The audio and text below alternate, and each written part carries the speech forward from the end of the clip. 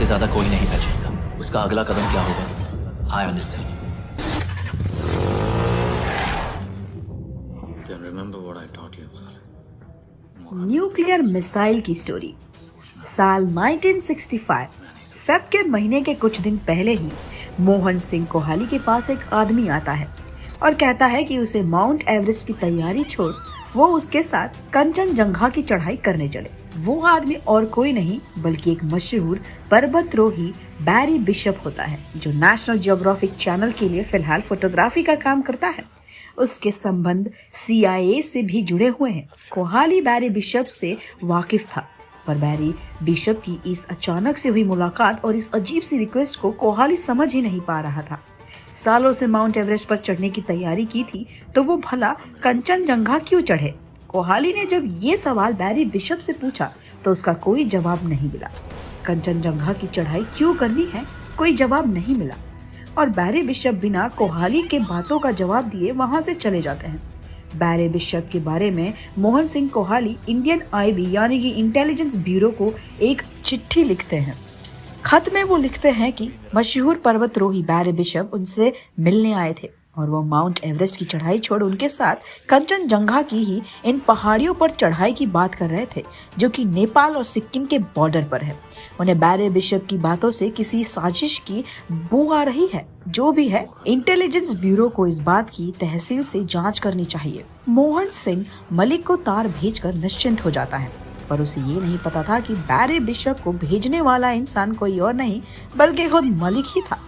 पर्वतारोहण से भला इंटेलिजेंस ब्यूरो का क्या लेना देना? क्या था बैरी बिशप का मकसद? क्या CIA के तार इंटेलिजेंस ब्यूरो से जुड़े थे? क्या ये सच में किसी खुफिया साजिश की शुरुआत थी? और क्या मोहन सिंह इसका मोहरा है? जून 1965 मोहन सिंह कोहाली और उसके साथ ही माउंट एवरेस्ट पर चढ़ाई शुरू कर देते हैं और वो इस मिशन में कामयाब भी हो जाते हैं। मोहन सिंह जब वापस लौटते हैं तो देश भर के नेता और अधिकारी उनका सम्मान देने और बधाई देने के लिए उनके पास आते हैं। मोहन सिंह कोहाली पहले नेवी के ऑफिसर हुआ करते थे, तो उनसे मिलने नेवी समेत और भी कई ऑफिसर्स आते थे। उनमें से ही एक ऑफिसर, जो कि मोहन सिंह कोहाली के सीनियर ऑफिसर्स में से एक थे, उनके पास आते हैं और उनसे कहते हैं कि उनसे बेस के पास आकर अकेले मिले। मोहन सिंह कोहाली अपने उस सीनियर के साथ बेस के पीछे जाते हैं और फिर सारा मामला खुलकर सामने आता है। दरअसल मोहन सिंह कोहाली से मिलने वाला IB यानी इंटेलिजेंस ब्यूरो के डायरेक्टर RN काव यानी रामेश्वर नाथ काव आए हुए थे। उन्हें देखकर मोहन सिंह बेहद हैरान थे कि इंटेलिजेंस ब्यूरो के इतने बड़े ऑफिसर भला उनसे क्यों मिलने आए हैं। RN काव को इंडियन स्पाई मास्टर भी कहा जाता था। जासूसी के फील्ड में उनका काफी नाम था। उन्होंने इंडिया के लिए कई खुफिया मिशंस को अंजाम दिया था और इंडियन स्पाई हिस्ट्री में उन्हें इंडियन इंटेलिजेंस ब्यूरो का पिता भी कहा था। मोहन सिंह कोहाली RN काव को अपने सामने देखकर काफी हैरान थे। RN काव उनसे कहते हैं कि तुम्हें अमेरिका जाना होगा। मोहन सिंह कोहाली के लिए ये कोई रिक्वेस्ट नहीं बल्कि एक ऑर्डर था, एक सिपाही को दिया गया ऑर्डर जिसे वो मना नहीं कर सकते थे। वो सिर्फ और सिर्फ उसे पूरा कर सकते थे। फिर भी मोहन सिंह उनसे कहते हैं कि उनके पास पासपोर्ट नहीं है। RN काव कहते हैं पासपोर्ट तैयार हो जाएगा।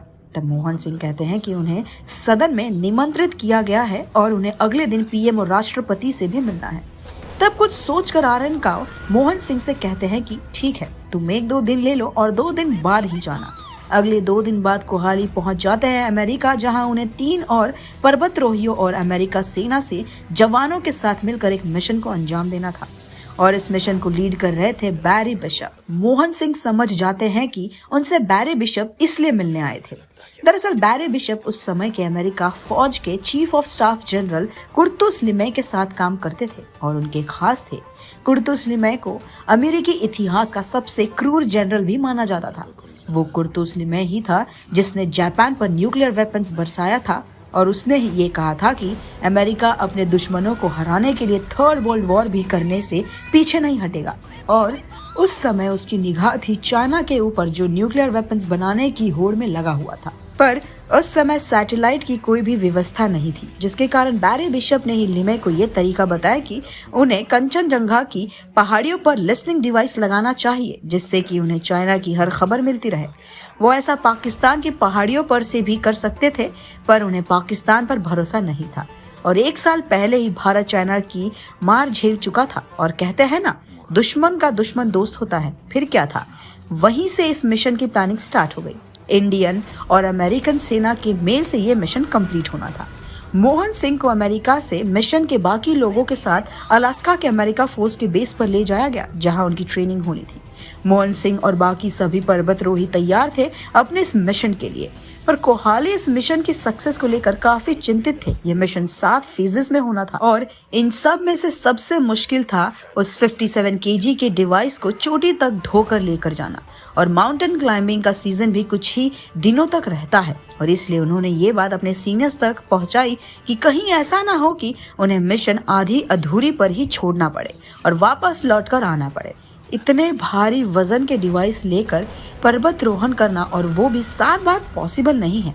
मोहन सिंह की बात समझते हुए उनके सीनियर्स ने ये बात आर.एन. काओ को बताने की सोची। हालांकि वो ये बखूबी जानते थे कि आर.एन. काओ को ना सुनना पसंद नहीं है और इसलिए वो ये मिशन कभी भी कैंसिल नहीं करेंगे। और तब उन्हें एक आइडिया आता है और वो कंचनजंगा के बदले अब नंदागिरी पर्वत को चुनते हैं।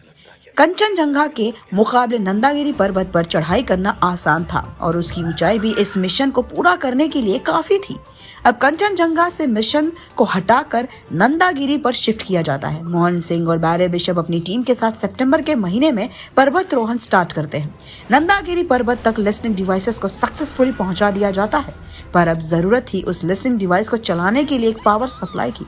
अमेरिका ने इसलिए एसएनएपी का इजाद किया था, एक थर्मोन्यूक्लियर डिवाइस जिससे उस लिसनिंग डिवाइस को पावर मिलती। पर गौर करने वाली बात यह है कि ये थर्मोन्यूक्लियर डिवाइस थी, यानी एनर्जी जनरेट करने के लिए न्यूक्लियर पावर इस्तेमाल करती थी। वो न्यूक्लियर पावर जिससे रेडियो एक्टिव एनर्जी एमिट होती थी और जिसके संपर्क में रहने मात्र से आप उस रेडियो एक्टिव एनर्जी से दुष्प्रभाव में आ सकते हैं। इसलिए उन्हें ये काम बहुत ही संभल कर करना था ताकि उस रेडियो एक्टिव एनर्जी उन्हें कोई एडवर्स इफेक्ट ना झेलना पड़े। और वो थर्मल न्यूक्लियर डिवाइस भी करीब 57 केजी भारी था। अक्टूबर के दूसरे हफ्ते में ही पर्वतरोही उस डिवाइस को लेकर चढ़ना स्टार्ट कर देते हैं, पर तभी उनके साथ एक अनहोनी हो जाती है। अनहोनी ये कि वहां एवलांच आ जाता है। मोहन सिंह और उनकी टीम किसी तरह अपनी जान बचाकर वहां से भागते हैं, पर इन सब में वो डिवाइस कहीं गुम हो जाता है। लाख कोशिशों के बाद भी मोहन सिंह कोहली और उनकी टीम वो डिवाइस नहीं खोज पाती।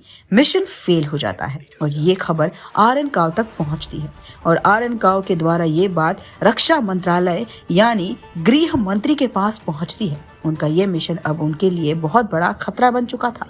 खतरा ये कि वो डिवाइस 100 साल एक्टिव रह सकता था। अगर उससे निकालने वाली रेडियो एक्टिव एनर्जी नंदागिरी से निकलने वाली धारा के साथ गंगा में जा मिली तो भारत की जनता के लिए एक बहुत बड़े खतरे की बात होगी। गंगा के पानी के साथ रेडियो एक्टिव वेस्ट भी पानी के द्वारा आम लोगों को अफेक्ट करेगी। माउंटेन क्लाइंबिंग का सीजन भी अब तक जा चुका था। अमेरिका का चाइना पर जासूसी करने का मिशन फेल हो चुका था, पर अगले साल फिर से अमेरिकी सेना और भारतीय सेना इस मिशन के लिए तैयार थे। वो पूरी कोशिश करते हैं कि वो उस डिवाइस को खोज निकाले, पर उस डिवाइस का कहीं कोई पता नहीं था। फिर वो डिसाइड करते हैं कि वो दूसरी थर्मोन्यूक्लियर डिवाइस को वहां फिट करेंगे और इस बार उनका मिशन कंप्लीट हो जाता है।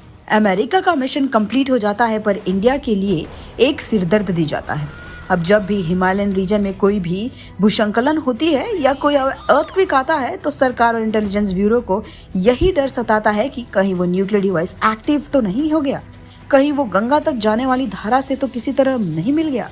और कुछ ऐसी ही कहानी है वॉर 2 की, जहां पर वॉर जैसे सिचुएशंस को डिफ्यूज करने और इंटेलिजेंस ब्यूरो टीम के साथ मिलकर कैसे हमारे हीरोज वर्ल्ड पीस को वापस से एस्टैब्लिश करते हैं।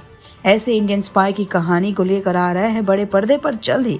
इस फिल्म पर काम होना हो गया है शुरू और खबरें हैं कि अगले साल ये फिल्म यानी कि वॉर 2 बड़े पर्दे पर आएगा नजर।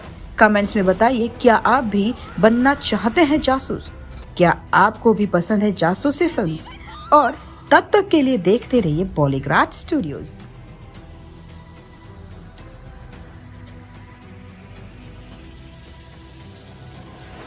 खालिद कभी मेरा स्टूडेंट हुआ करता था।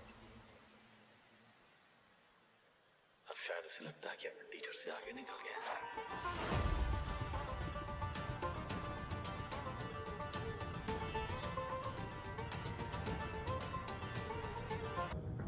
मौका मिला तो गोली चला देना। सोचना मत।